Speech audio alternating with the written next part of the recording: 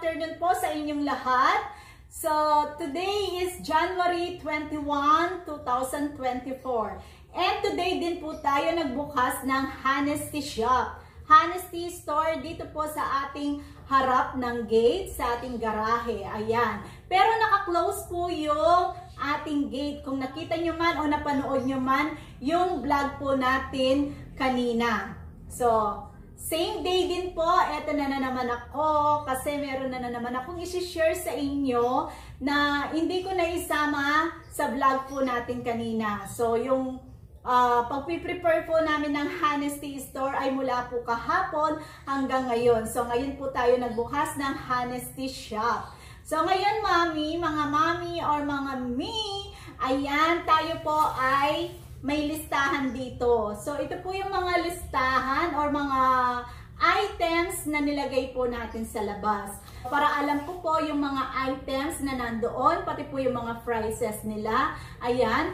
Kung magdadagdag man po tayo mga mami, ay ililista ko rin po dito. And every month po tayo mag-i-inventory kung meron man pong nawala or mga items na hindi nabayad. Ayan, so hopefully na sana po ay lahat ay maging honest para naman po maging fair po ang lahat.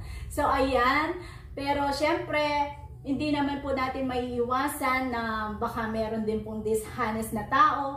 Pero syempre, umaasa po tayo na lahat po ng bibili or titingin po sa ating mga items dyan po sa ating Honesty Store ay maging honest po sila, maging tapat po sila, di ba? Yun na lang po yung inaasahan ko. Hindi po natin yan binabantayan. Although minsan, kanina mga 1 o'clock, ang ginawa ko, kinuha po natin yung mga benta natin sa mailbox. Dahil meron pong bumili, kung napanood nyo naman po yung previous videos natin, nakita nyo naman po na si Kuya ay nagbayad po dun sa mga kinuha nilang items. Yun lang po yung nakita kong bumili na nagbayad kasi hindi ko na po pinanood yung mga ibang videos ng CCTV dahil mahaba po. Ako, kinuha po natin kaninang 1 o'clock yung mga benta natin. Pero hindi ko po kinount mga mami, mga mi, yung mga benta natin kasi hindi pa po tapos yung pagbibenta natin dito sa ating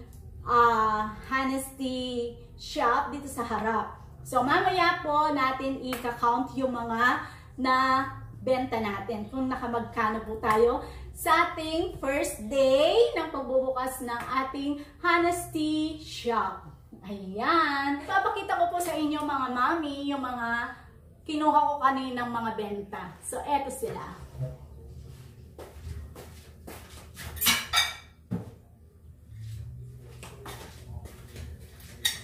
Ayan mga mi.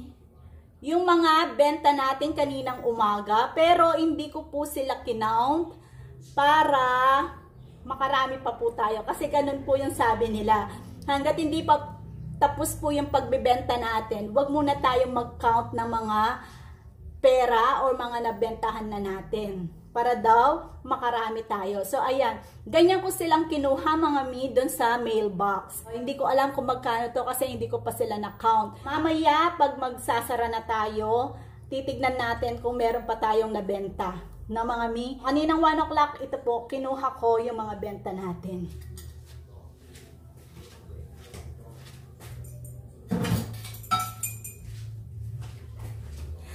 Okay mga mi, update ko po kayo mamaya kung nakabenta pa tayo at kung nakamagkano po tayo ngayong first day po natin pagbubukas dito sa ating Honesty Shop.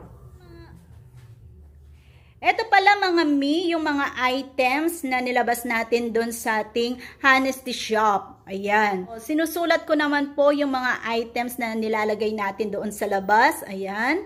Ito pa. Ayan pa. Ngayon, kung magdadagdag man ako, mga mi, madadagdag po dito sa ating listahan. And after a month po, doon po tayo mag-i-inventory kung tama po yung magmamatch po sa listahan natin, yung mga price, and kung magmamatch po yung bilang na nilagay ko doon sa ating Honesty Shop. So, ayun, kung magdadagdag man tayo, ililista na lang natin ulit dyan. And mag-i-inventory po tayo after a month. Okay? Hello ulit mga mi. So, ayan. 6 PM na. So, tignan natin kung meron pa ba tayong ay meron pang tumitingin. Magko-close na sana ako. And titignan sana natin yung mailbox, if meron pa ba tayong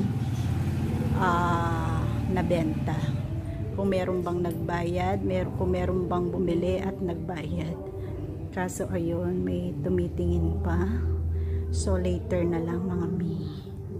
Post ko muna. Ayan mga mi, labas na tayo ulit. So wala na yung tumitingin kanina. And then nakita ko parang bumili siya kasi nilagay niya yung bayad niya dun sa mailbox.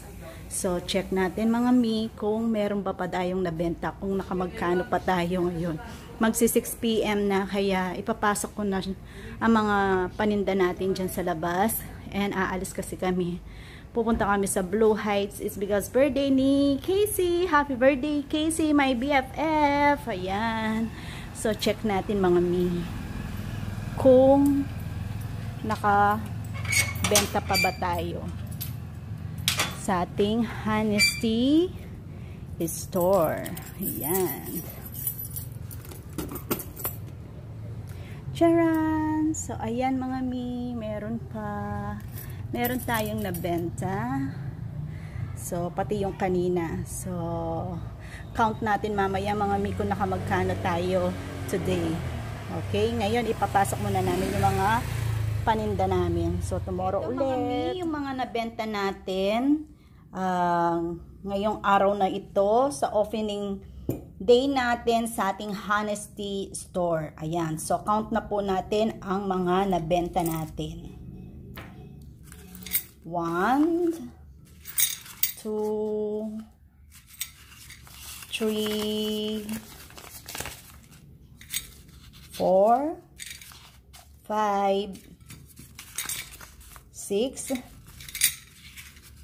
7, 8, 9, 10, 1K. So, 1K na to mga mi.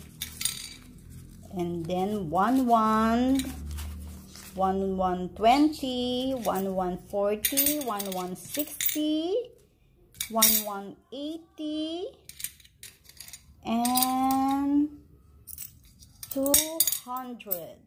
1,200, 10, 20, 30, 40. So, naka 1,245 po tayo sa opening ng ating Honesty Store. Ayan, not bad mga mi. And nasa kanila na po yung mga bumili kung tama ba yung kanilang pagbayad or maybe hindi na sila kumuha ng sukli. So ayan mga mi, bukas ulit tingnan natin kung makakabenta pa tayo bukas. Ayan, bye!